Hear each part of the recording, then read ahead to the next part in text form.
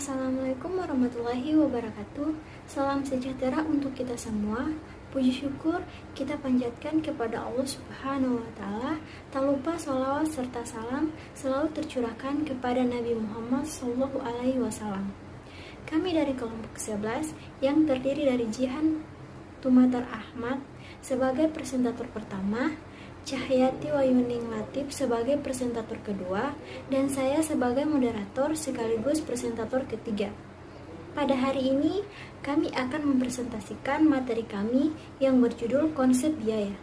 Konsep biaya adalah penilaian moneter yang dikeluarkan oleh organisasi untuk berbagai tujuan, seperti memperoleh sumber daya, memproduksi barang dan jasa, periklanan, dan mendapatkan pekerja. Nah, untuk penjelasan lebih lanjut, marilah kita simak dengan seksama penjelasan pertama yang akan disampaikan oleh Jihan Faira Tumatar Ahmad. Ya, terima kasih atas kesempatannya moderator. Definisi biaya dalam SFAC nomor 6 FASB mendefinisikan biaya atau expense dan rugi atau loss sebagai berikut. Biaya adalah arus keluar atau penggunaan lain atas aset atau timbulnya kewajiban atau kombinasi keduanya dari penyerahan atau produksi barang, pemberi jasa, atau pelaksanaan aktivitas lain yang merupakan operasi utama atau sentral entitas yang sedang berlangsung.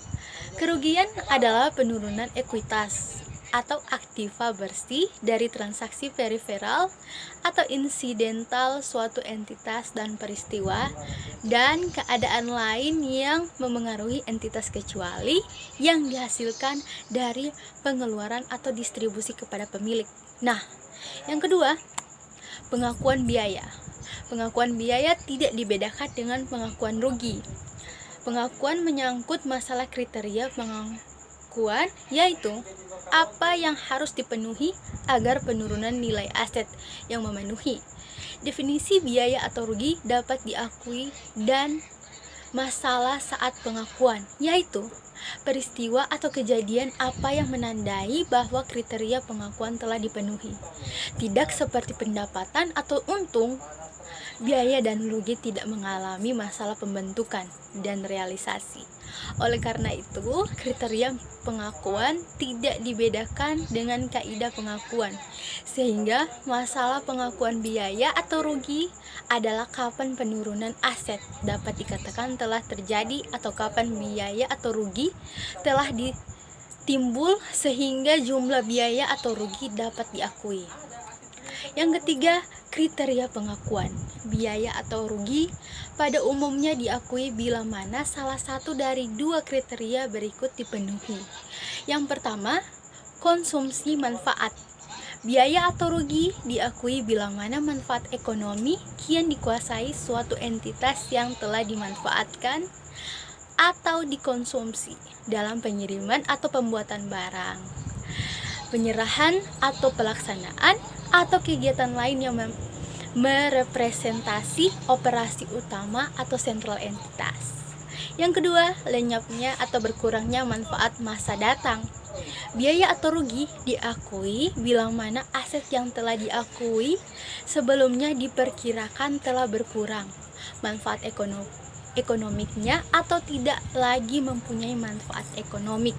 Ya, yang keempat, kaidah atau saat pengakuan.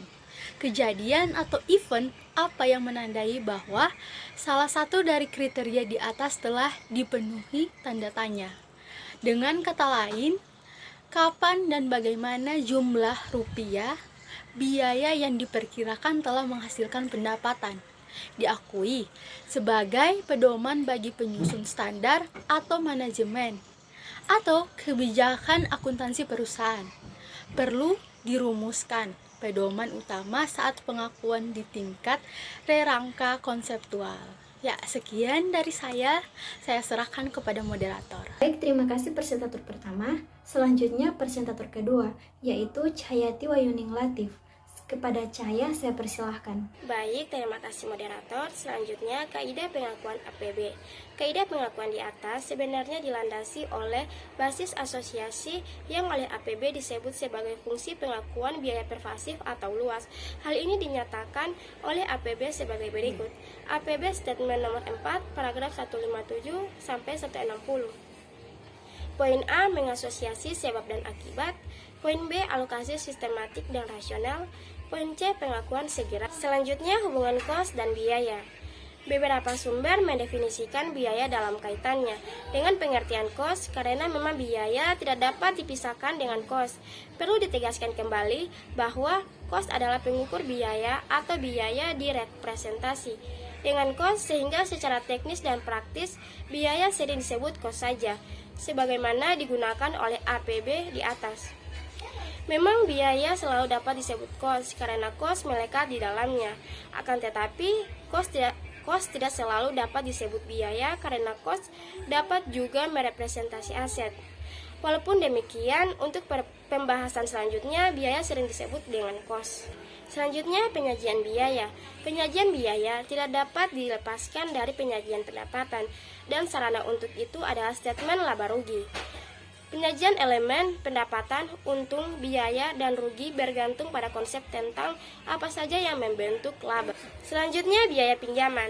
PSAK 26 tahun 2011, biaya pinjaman mengadopsi IAS 23 Drawing Kas per 1 Januari 2009 dan disahkan oleh Dewan Standar Akuntansi Keuangan Ikatan Akuntan Indonesia atau DSAK IAI pada tanggal 20 Desember 2011. PSAK 26 tahun 2011 menggantikan PSAK 26 tahun 2008, PSAK 26 tahun 1997, PSAK 26 tahun 1994, dan PAI Pernyataan 2 tahun 1988.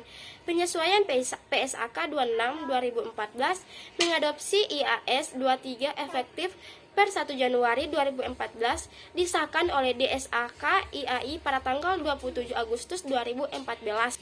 Sekian presentasi dari saya, selanjutnya saya serahkan kepada moderator. Baik, terima kasih presentator kedua. Selanjutnya saya akan menjelaskan materi yaitu definisi biaya pinjaman. Biaya pinjaman adalah bunga dan biaya lain yang ditanggung entitas sehubungan dengan peminjaman dana. Biaya pinjaman dapat mencakup beban bunga yang dihitung menggunakan metode suku bunga efektif sebagaimana dijelaskan dalam PSAK 55, yaitu instrumen keuangan, pengakuan, dan pengukuran. Dikosongkan.